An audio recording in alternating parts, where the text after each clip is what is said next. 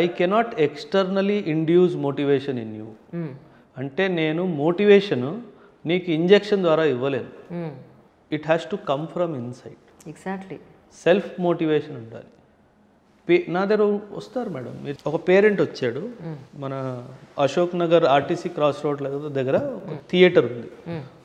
ఆ థియేటర్కి ఆయన ఓనర్, ఫ్యామిలీతో పాటు ఇద్దరు, ఒక కొడుకు కూతురు ఇద్దరు ఉన్నారు. వాళ్ళు తీసుకొని, సార్ నాకు నా పిల్లలకి యూపీఎస్సీ చేయించాల ఆలోచన ఉంది సార్ అని చెప్పేసి నా దగ్గరకు వచ్చాడు. నేను పిల్లలు వాళ్ళకొని చూస్తే అలా నాకు కనిపించలేదు. యాపిల్ ఫోన్స్ ఉన్నాయి, ఐ వాచ్లు ఉన్నాయి. నేను కౌన్సిలింగ్ చేస్తున్నాను, పిల్లలు దిక్కులు చూస్తున్నారు. నాకు 5-10 మినిట్స్లో అర్థమైపోయింది వీళ్ళకి ఇంట్రెస్ట్ లేదు అని చెప్పేసి. అయితే ఒక్క 5 నిమిషాలు అమ్మ పిల్లలు మీరు బయట ఉండండి అని చెప్పేసి పేరెంట్స్ కౌన్సిలింగ్ చేశా.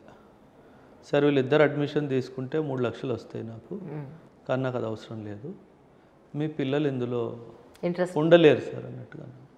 ఎందుకంటే వాళ్ళకి డిస్ట్రాక్షన్స్ చాలా ఉన్నాయి, అండ్ మీ పిల్లల వల్ల నా పిల్లలు డిస్ట్రాక్ట్ అయ్యే అవకాశాలు కూడా చాలా ఉన్నాయి. పర్ఫెక్ట్. సో నాకు మీరు వద్దండి అన్నట్టుగా పంపించాను. But the mother was hard bend, లేదు సార్ నా కొడుకుని నేను చేయించాలి అని చెప్పేసి she followed up with me for 15-20 days. అయితే ఒక పని చేయండి మేడం, ఫీజు ఏం కట్టకండి, బాబుని పంపించండి అని చెప్పాను. ఆ బాబు ఒక రోజు వచ్చాడు, రెండో రోజు రాలేదు. మీ గెస్ కరెక్ట్ అయింది. ఆ పేరెంట్ ఎంత బాధపడింది అంటే, తనేమంది అంటే, sir I come from a family where people are educated and my husband comes from a family where they had nothing.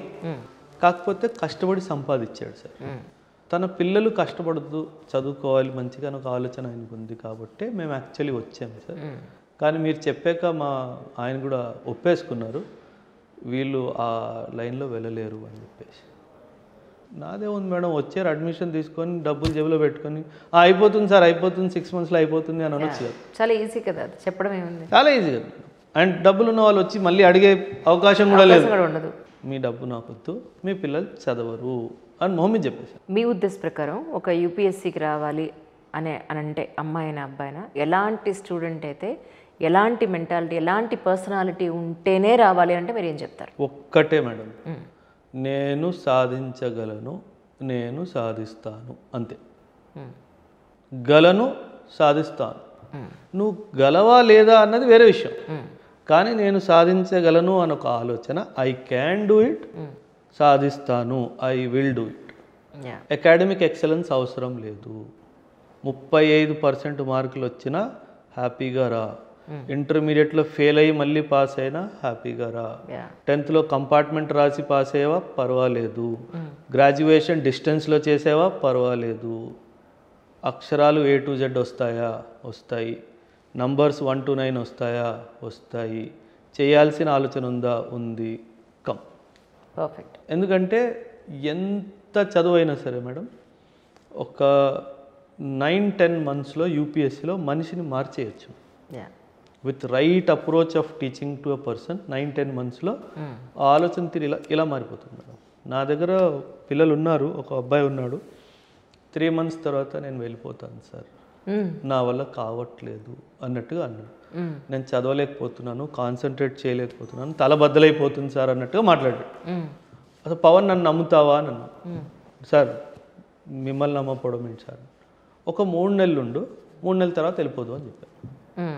ఆ 3 నెలల తర్వాత నా కేబిన్కి వచ్చి, సార్ ఇప్పుడు మీరు వెళ్ళమన్నా నేను వెళ్ళను. ఏం చేశారు అంటే స్కెడ్యూల్లో సరిగా పెట్టుకోలేదేమో? లేదు మేడం, ఏమవుతుందంటే మీరు బ్యాగ్ వేసుకొని ఊరు నుంచి బయలుదేరారు అంటే ఫస్ట్ ర్యాంక్ తెచ్చుకోవాలి అన్న ఉద్దేశంతోనే బయలుదేరుతారు, ఏ అబ్బాయి అయినా అమ్మాయి అయినా.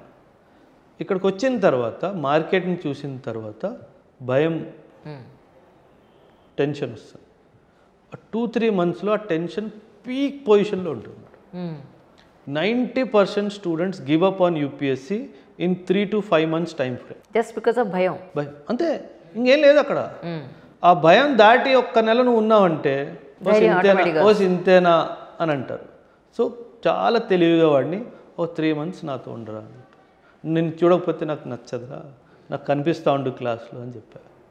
ఆ 3 months తర్వాత అబ్బాయి excellent preparation, but he is not writing this year, next year. మీరే చెప్పారా అప్పుడే వద్దు నువ్వు ఇంకా you are not ready to you have decided? He is not ready.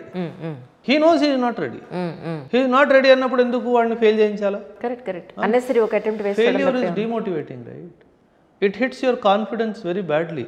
So I said next year. మీ దగ్గర పంపిస్తా ఇంటర్వ్యూకి, వస్తాడు పక్కాగా వస్తాడు. ఎంత ధైర్యంగా చెప్తున్నారు సార్ మీరు. పక్కాగా వస్తాడు. సూపర్. నేను మీకు వాట్సాప్లో పేరు మెసేజ్ చేస్తా. Done sir done. Next year మీరు అబ్బాయిని ఉండకపోతే చూడండి అంటారు. 1000%. మీ కాన్ఫిడెన్స్ నాకు చాలా హ్యాపీగా ఉంది సార్.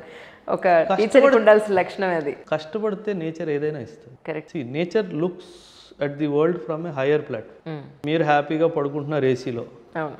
వాడు హాస్టల్ మేడ మీద పడుకుంటున్నాడు, పొద్దున్నే లేస్తున్నాడు, పొద్దున్న రాత్రి చదువుతున్నాడు. నేచర్ ఎందుకు ఇవ్వదు మేడం? కరెక్ట్. ఇస్తుంది. కాకపోతే ఓపిక, సహనం, టైం, కరెక్ట్. ఈ 3 రావాలి. 100% పాస్ అవుతాడు. పేదవాడు అమ్మ ఇంట్లో పనిచేస్తుంది, వేరే వాళ్ళ ఇంటికి వెళ్ళి పనిచేస్తుంది, వాడి దగ్గర డబ్బులు కూడా తీసుకోలేదు. ఏం చేసుకుంటాం మనం డబ్బులు? జైలలిత కన్నా ఎక్కువ సంపాదించుకోలేం కదా. ఎగ్జాక్ట్లీ అండి. ఎంత సంపాదించినా మనిషికి ఏం కావాలి? తీసుకెళ్తావా? Can you take anything with you? Nothing. Correct. Philosophy, psychology, ఎథిక్స్లో మిక్స్ అవుతుంది.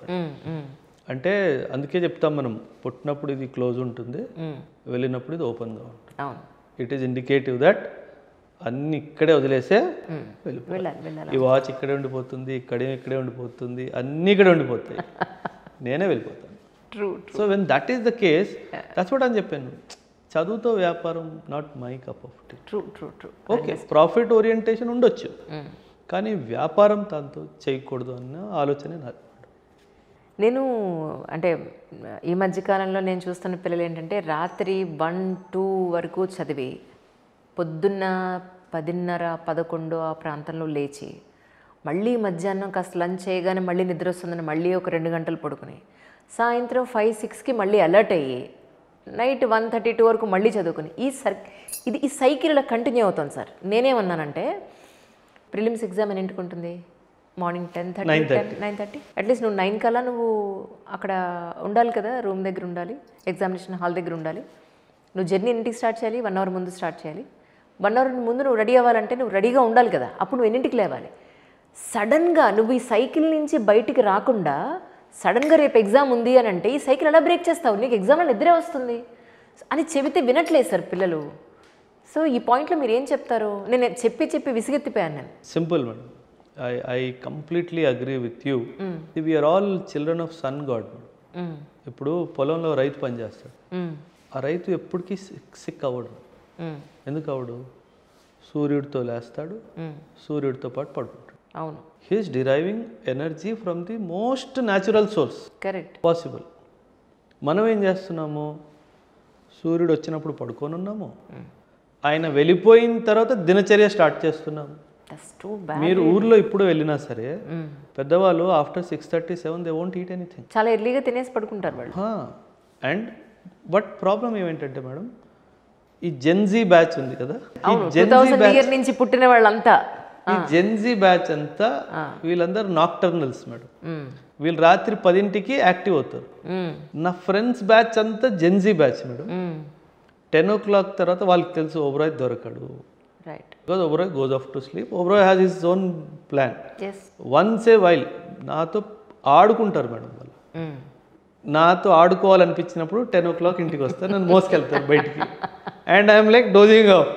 మరి నన్ను వదిలేయండిరా అంటే, బయటికి ఎలా రావాలి అంటే madam, self control, self discipline.